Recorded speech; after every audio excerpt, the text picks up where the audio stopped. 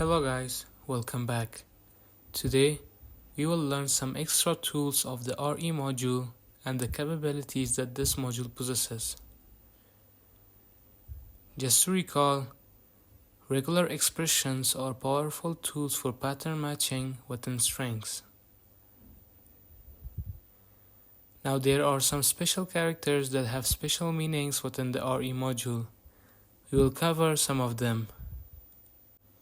The caret sign means begins with, the dollar sign means ends with, the dot sign means any character, the plus sign means once or more than once, the vertical bar means either of something. Before moving on, feel free to pause the video to learn about the extra characters explained in this photo. Let's head to VS Code for practical example. I will open a Python file, code web.py. Now in this program, using our special characters, we will code a simple program to match a website's link with a pattern that we will define. Import re web equals to str input inside parentheses and quotations web address colon and dot lower. Match equals to re dot search inside parentheses r and inside quotations caret sign inside parentheses www backslash dot, then outside parentheses dot a plus sign backslash dot inside parentheses com vertical bar org vertical bar gov vertical bar net vertical bar edu, and at the end a dollar sign, comma web. If match colon print inside parentheses and quotations valid web address, else print invalid web address. Let's break down this code and weird syntax to smaller pieces. At first, I imported the RE library, then I declared a variable. The variable stores a web address.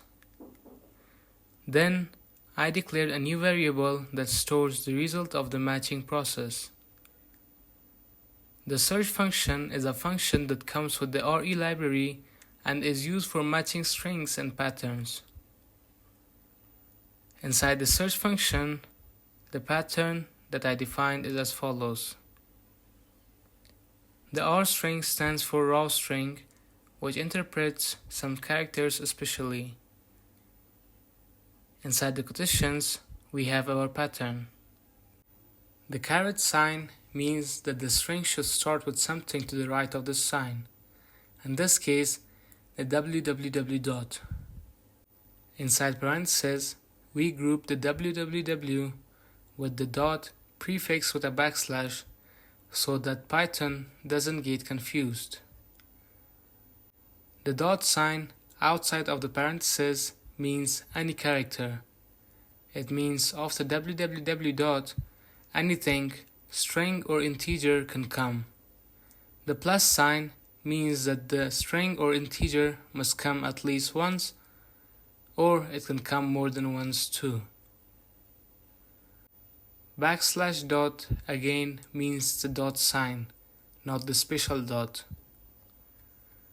Inside the second parenthesis, we grouped .com, .org, .gov, .net, and .edu altogether. Now, this resembles a list.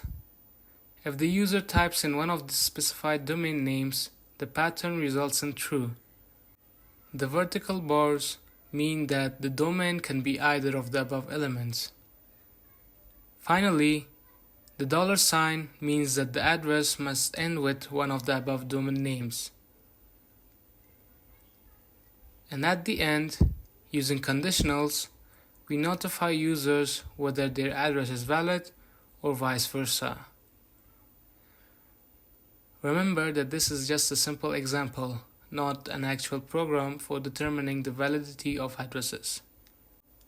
Now if I run this, python web.py, it prompts me for address. I will type in www.stellar.org. You can see it outputs valid web address. Now if I run it again and type in stellar.org without the www. You can see it outputs invalid web address. Make sure to try it yourself with different responses. Thank you guys for watching. I hope you learned something new. Like and subscribe. Goodbye.